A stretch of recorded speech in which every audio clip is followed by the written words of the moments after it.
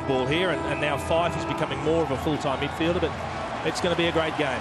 Well, a lot of unknowns about this game, but what we do know is it's underway. And first up, bit of a non-event. Well done by Sandlands. Knocked it away from Seavey. Got it down to Pavlich, who started in the centre. So that's the first thing. With Jack Anthony, the late inclusion, and there he is on cue. Taking it and dishing it out to McPhee. He tried to wind his way through, but took on too much. Both Goods and Pavlich starting in the centre bounce. I thought Goods might start forward, but he hasn't, and thought Pavlich would.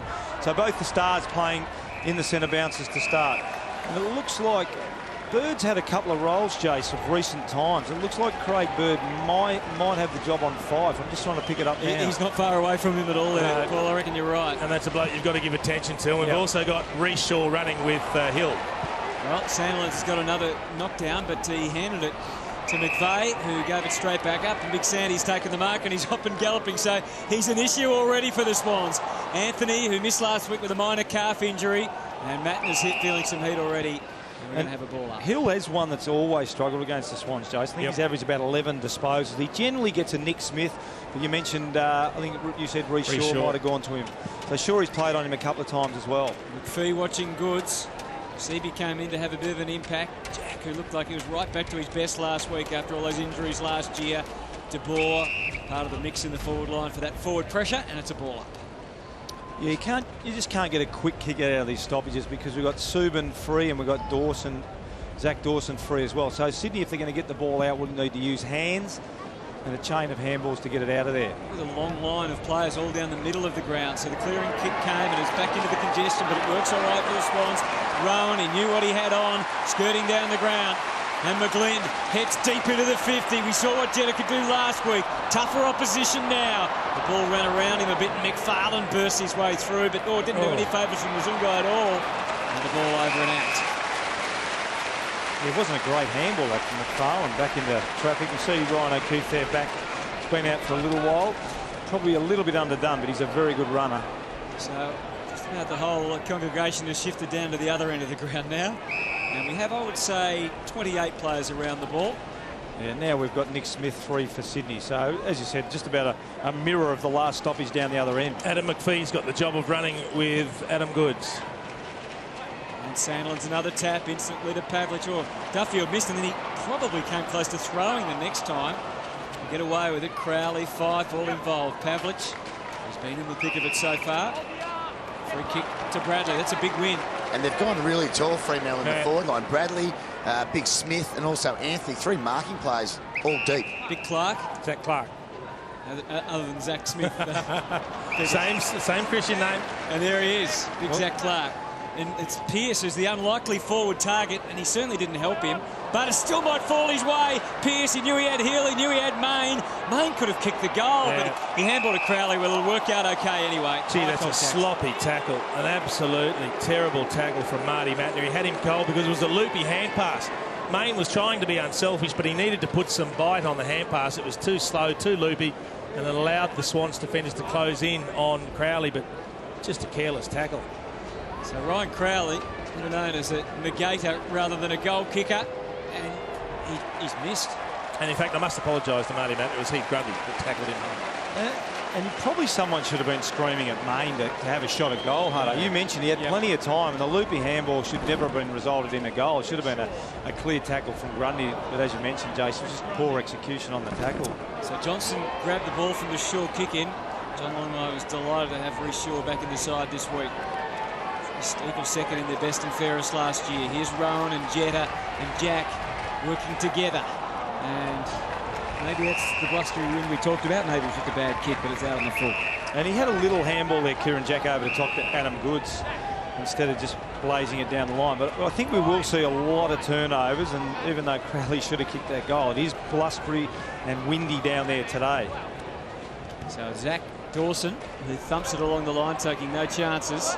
Richards came flying from the back. Big game last week. McVeigh just able to serve it back out to Johnson. Rowan has to take his chances as a forward. Johnson could. He can give to Jetta. You can see he was licking his lips in anticipation that it was coming.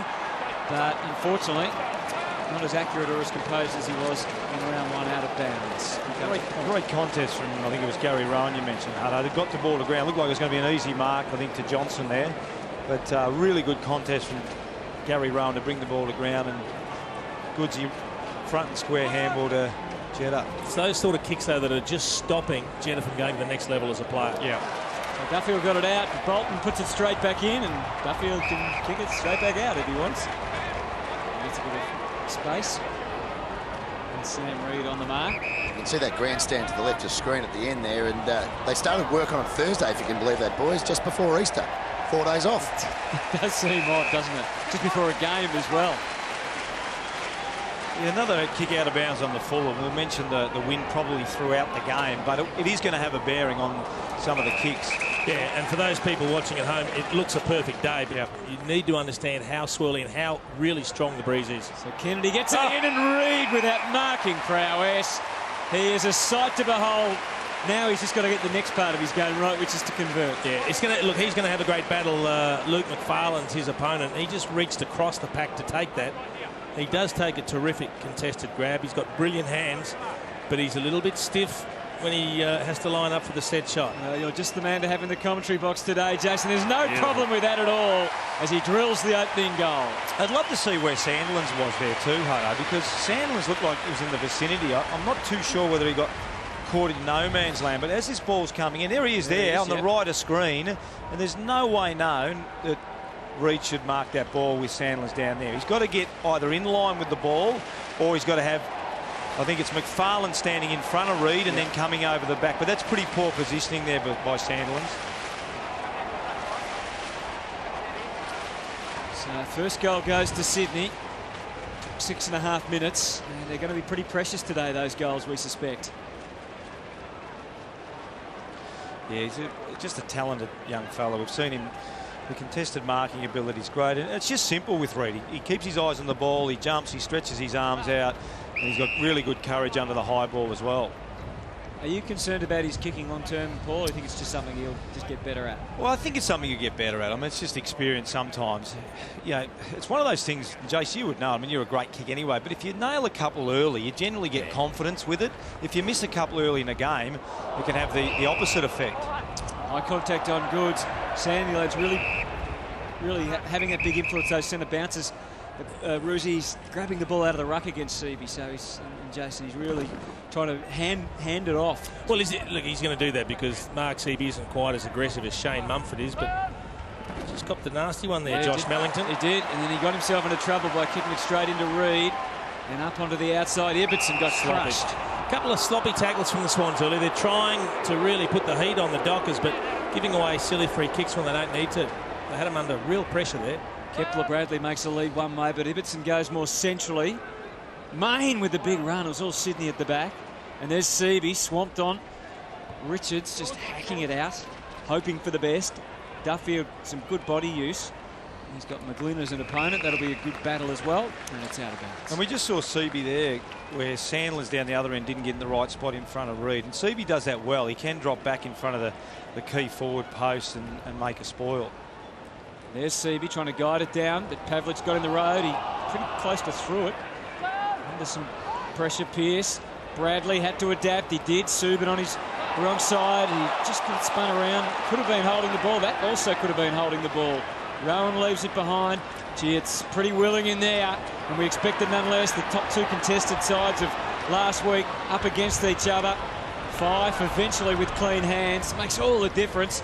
Johnson a wandering ball. Bradley went to the voice of Pearce, or maybe he was just hoping for the best.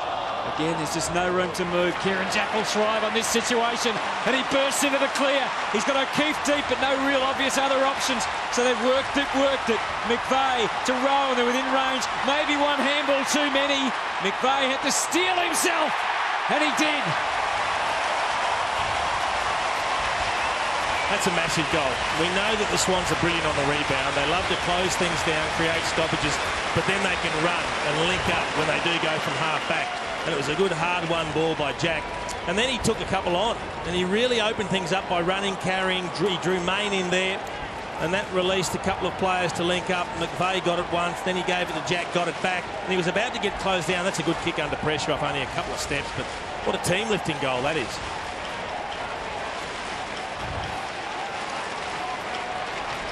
I'll tell you what, it all started from that hard ball get from Kieran Jack Hutto. I think you mentioned the clean hands of Fife earlier, and that's going to be a big difference here. The team that can be clean around the football and take it one grab without fumbling it can have a good chance to win today. Good luck, Lewis Roberts-Thompson, against Aaron Sandlands there. Well done for Fife. And he emerges again. What a game he played last week. 30 disposals. And kicked an unbelievable goal on the left boot. Here's Bradley somehow getting it out. I don't know how. No. Threw it over the head. Anthony was involved, and Mellington and Pavlich, but they're on the back. Oh, there's a little shove. Interesting matchup at the moment in Sydney's forward line. Lewis Jetta's gone deep forward. He's got Zach Dawson as an opponent, who's used to playing on tools and strong players. Might be a little bit too elusive for him. It would make you a little nervous, wouldn't it? Ibbotson shadowing Ryan O'Keefe. Once again, we find the ball over the boundary line and out of bounds. So In fact, they change now, and Dawson goes onto O'Keefe and Ibbotson onto Jetta. So Seavey having a rare switch. Look at the difference between Sandlands and Roberts-Thompson. And well, Roberts-Thompson didn't do a bad job there, and his follow-up work is great. In game number 150, a real popular member of this Swans outfit, and Paul can tell us more about that. But here's Duffield with the heat on. He needs to be precise with the kick. Hill did well with Shaw for company, and they've worked it via Crowley to Pavlich. And into Bradley. He's been covering a lot of territory so far. Alex Johnson was a really good story of last year for the Swans. Didn't expect him to play so many games. Grundy takes it to Parker. Yeah, Lewis Roberts-Thompson needs to obviously compete hard, Hutto, at the stoppages, but his strength is get after the ball, spread, really make Sandlands work hard after the stoppage. Free kick, and Reid already proving to be dangerous. He's a long way out. He's got to wind up here. Got Goods deep forward now. He just tried to set it up for Goods. No room for him, but plenty for O'Keefe. And this is a terrific start by the Swans. Yeah, two balloon bombs going into the forward line. Ross Lyon wouldn't be happy with his defenders at the moment in the Fremantle coaches box. We've seen Sam Reid mark one, and now we've seen Ryan O'Keefe mark one as well. But really, they haven't been direct passes. They've been just a bomb into the top of the square, and the Swans forwards have marked two of them. So the inside 50 count is pretty much level, but the scoreboard, quite a disparity. It's an 18-point lead. Well, it is a brilliant start, isn't it?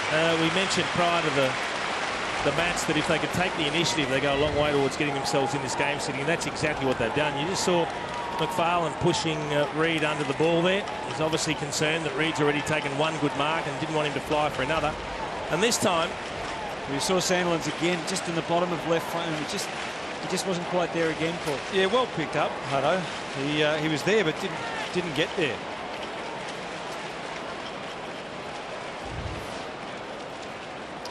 Your Sandlands has got to make a bigger impact on those balloon balls coming into the Swans forward line. Once again, he was about a metre away from it. He's got to get in there and either mark them or crush those balls out of there. So 3-1-19. So just the one behind. The umpire having trouble with the wind. Let's maybe we'll give him the excuse of the wind as well with a couple of his bounces. And the tap outs 10-3. We could see. Well, that's going to be quite a difference, but more important about who gets their hands on the footy. At the moment, Fremantle are getting it out of this clearances, 8-2. But Sydney are winning on the scoreboard, which is interesting. Dangerous kick that. It was from Smith, and it's even more dangerous now because Clark's been able to intercept. And he had a plethora of players breaking out wide, but he's gone longer to Hill. Bit of a mismatch in size. Almost juggled it, but Malcheski and Grundy, and they can come away. Parker. Looks like Freo have dropped Duffield back as the free player of that last centre bounce. So you can see he's free here. You've got three Dockers versus one Sydney Swans. But just see if we can pick him up off the back there. It looks like he's the one now that Ross Lyons tried to free up and give a little bit of support for his defence. So yes, they've got plenty of numbers behind this contest, Fremantle. Let's see which way it goes. Kennedy, Jack. Hopefully they can use those numbers now, but Johnson ended up in a one-out battle with Rowan, who did well to break even. Bird put his head down into that and earned himself the free. Pavlich is saying, well, what was I supposed to do? He's turned straight into me head first. Players can do that with confidence now, I guess, knowing the rules. And Bird's worked it back as they try and work it around the Fremantle defensive structure. Yeah, but there's no hit-up lead from half forward on that side of the ground, so he's got to come back this way. So Johnson cuts back into Seavey. Sandlands once again back there. He's in a much better spot now, Sandlin's. But this is why Seaby's got to be used as that link man, and then kick it better than that. Yeah, it's a bit of a wild old kick. Now it's Mayne that gets back to take it. You'd think it'd be a slow play here for Freo, but no, they're going to take the initiative and go. And Duffield sees Jack Anthony, just has to hold his ground. He's got through the first part. Now he's got to kick accurately. Had a look across the shoulder. Looked like he wasn't sure what to do. The goal umpire almost went down on his arm, but it's a goal. Well, that ball must have come back a mile. The goal umpire looked like he was running at the left-hand point, or the right-hand point post as Jack Anthony looked at it. And then he did an about-face and started running back towards the other side. This should give us a good look at it, shouldn't it? He just held his position well. He didn't push Grundy. He just held his position, let Grundy bounce off him. Then he picked it up, and it started wide, and that just hooked straight across the... Look at the goal umpire doing some work. That's a great finish. This will give you a bird's-eye view, but brilliant camera work here to pick it up. Oh, that's been a mile. Oh. Well, he started it outside the point post. That is amazing. That either gives you an idea of the wind, or that's the best kick I've ever seen in AFL football. Well, he did have some stunning accuracy results, didn't he, in his first couple of years? I think it was 25 goals, 6 in that first year that he really burst onto the scene. But that was either brilliant or an absolute fluke, one or the other. They'll take it. They needed the goal. Shaw sends the Swans forward. That handball by McGlynn, a little speculative. In the end, it was too tough for Bolton. So Crowley. And then on the way out, Broughton. And he finds his man in De Boer. So the margin back to 12. A much-needed goal for Freo. Clark playing in front of Richards. He's a good story as well, isn't he? Really starting to look at home at the level. He's a big athletic kid too, so you can see there, just once he jumped up for the football, there's nothing that Richards could do, really. Very complimentary too to Sandlin's, you'd think, wouldn't you, with his athleticism? Well, if he can go forward and play at centre forward, full forward like that as well and take some marks, it's a big weapon for Ross Lyon, the coaching staff. So most of the traffic down the middle of the ground, hence the Swans able to have some space on the way out. Johnson's been busy, but that's terrible. Not a good kick. It goes from one Johnson to the other Johnson.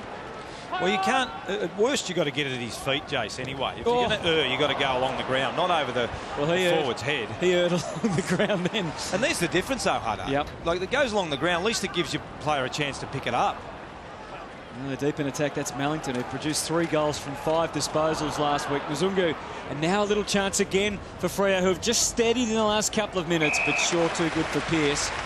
Grundy some time to try and get onto his right foot, which he eventually does, and serves it up for Jack. So they steadied a bit Freo, do you think, or is it just they just managed to manufacture a goal?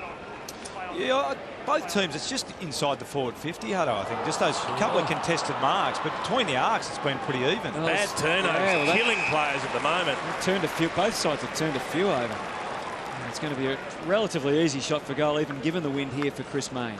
I tell you, it's amazing to see so many bad kicks, given that there hasn't been a tackle laid for the last 5 minutes. No one's actually been caught in possession. They've all been under pressure and felt the pinch and really turned it over. And I think it was Kieran Jack on that occasion looking to square the ball into the corridor. And well, just further to that, Jason, Sydney have had 7 kick clangers to Fremantle too, so 7 times they've turned it straight back over to the opposition. There's a Sydney clanger here that's provided Mayne with a shot for goal. And Mayne has done the rest. And we're almost back on level terms. Yeah, one area you just cannot turn the ball over. You know, if you turn it over on the wing, it generally goes out of bounds. But if you're looking to go back inside the corridor, and here it is here, you're looking to go back inside the corridor, you know, once again, over the head, you'd rather it be along the ground to Jude Bolton. At least it gives him a chance. But turn it over there, good luck. Yeah, it's all over. So that's a goal clearly generated by the Sydney Swans defence or midfield in Kieran Jack. But still a good finish in these conditions.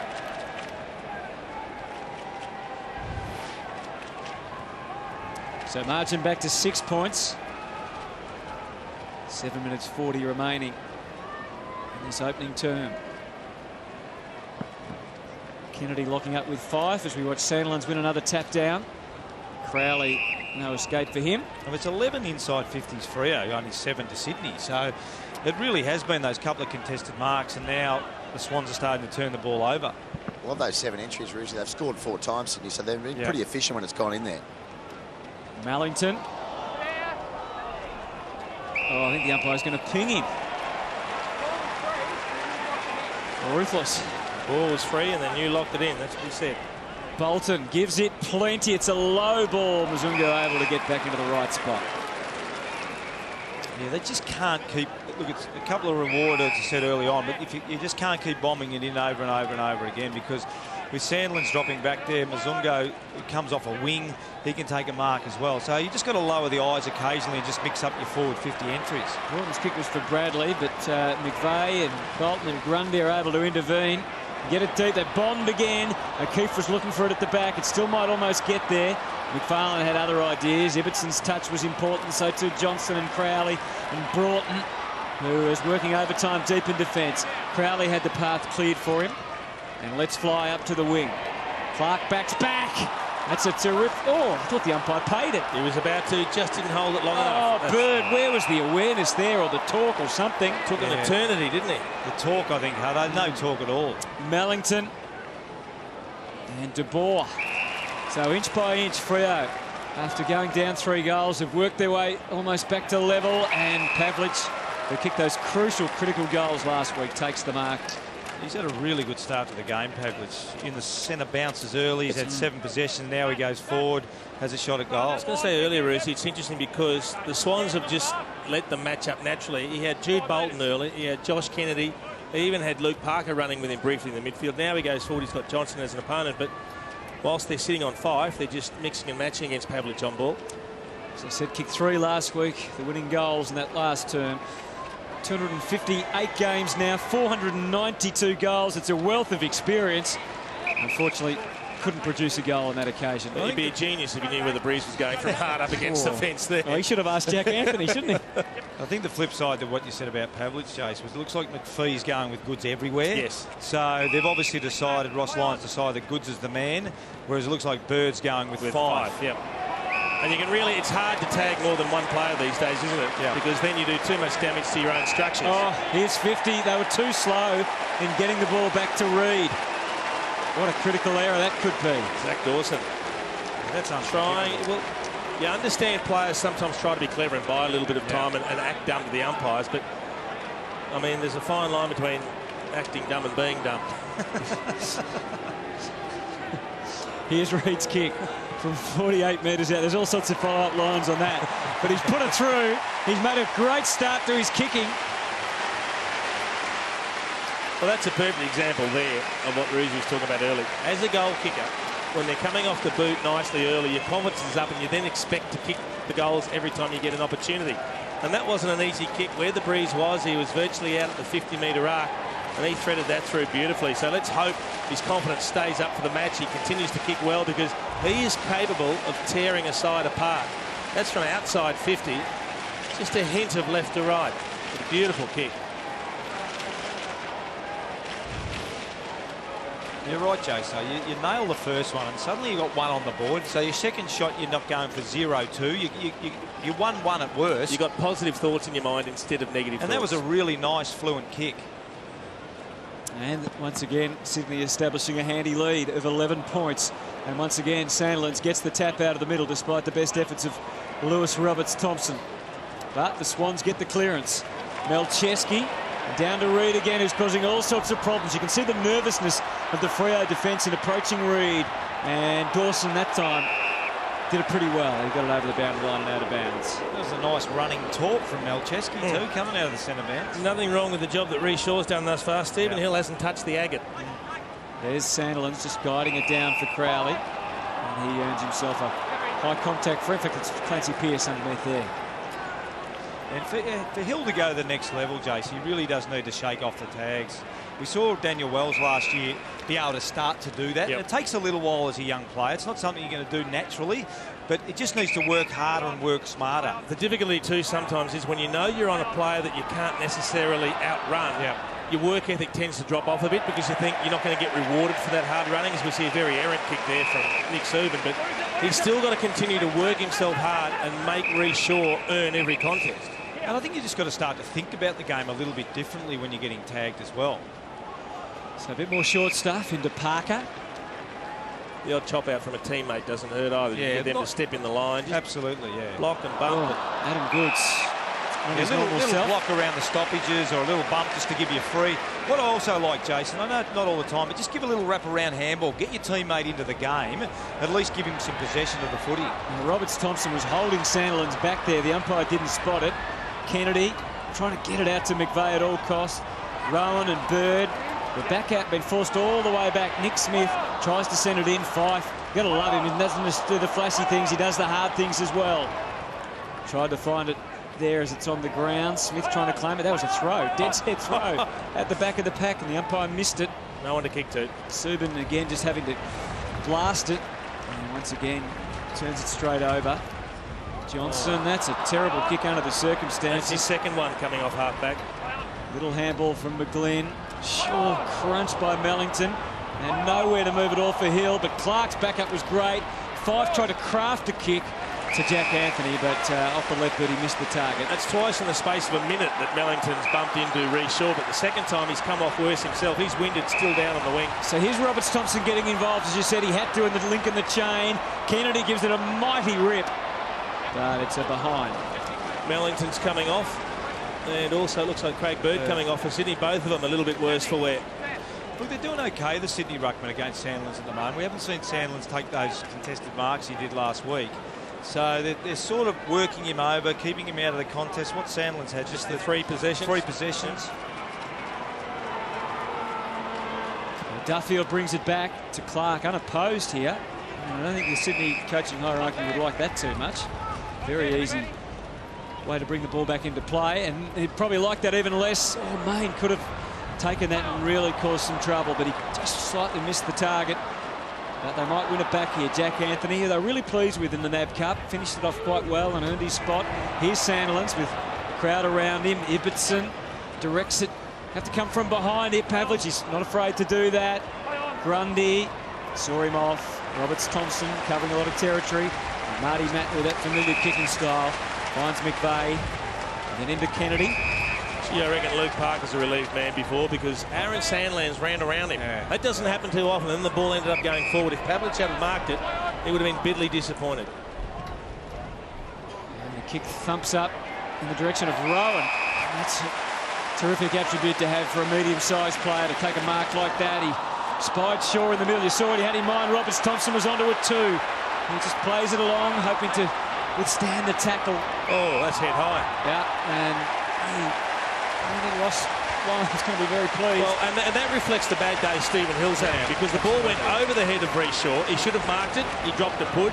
Then he couldn't recover and get it, and it put the defence under pressure. And Mzungu couldn't get the ball as well, and that's just a ridiculous approach on the man. He's hit him with his hip to the head. There can only be one result there. Yeah, that's very poor, that. Here's the shot coming up for Ben McGlynn from 30 out. He's tugged it a little left, a lot left. And you're right about Hill, Chase. When you have it getting tagged, you can't afford. He's dropped 2 marks now, so they're 2 possessions that we see. This just poor. That is a very, very poor effort. That you just can't give away soft free kicks. But Hill, you mark those 2. You got 2 possessions. You're into the game. You're away. All of a sudden, you drop 2 of them. You're back on. I think you're still on donuts, isn't he? He is. Yeah. So, your confidence then goes further down. So you tell you what, that's about the 3rd good mark Clark's taken. What a terrific sign for Fremantle. Unfortunately, the kick not so flash. Melcheski sends it straight back in again. Adam Goods out to cause some havoc at half forward. Decided to go by hand. He wants it back, but Rowan's got other ideas. Thinks he can go on his own, and he couldn't. We might have been able to give the handball there to Adam Goods, I think. So, not sure whether Goodsy's telling him at the moment. He was calling for it. Yeah. Would he be, do you think, Brucey? Was he telling? Oh, look, Goodsy's actually quite good. He won't be giving the young fella a spray. He's a very good teammate, Adam. So, but he will just let him know next time you might want to give it to the dual Brownlow medalist and captain of the team. Politically pretty smart, I would have thought. Well, when the match committees, 2 captains are in match committee, it's not a bad way to do it. Here's Duffield. A lot of fumbling going on out on the ground at the moment. A lot of pressure. The players are feeling. Oh, Reece Shaw not happy. He looks back at McGlynn going, why would you do that? And he's Pickers, kept him to nothing. How's that wind down there, Pickers? And we're seeing a lot of kicks. Oh, now does that kick count? That doesn't count. I think it was after the siren. He's got a mark to his name, but no possession. It is very swirly still down here, boys. All right, so it's quarter time, and Sydney, despite some pretty poor kicks, lead 4-4-28 to Fremantle 2-2-14. So a great start for the Swans. This is going to be a real struggle, though. Stay with us.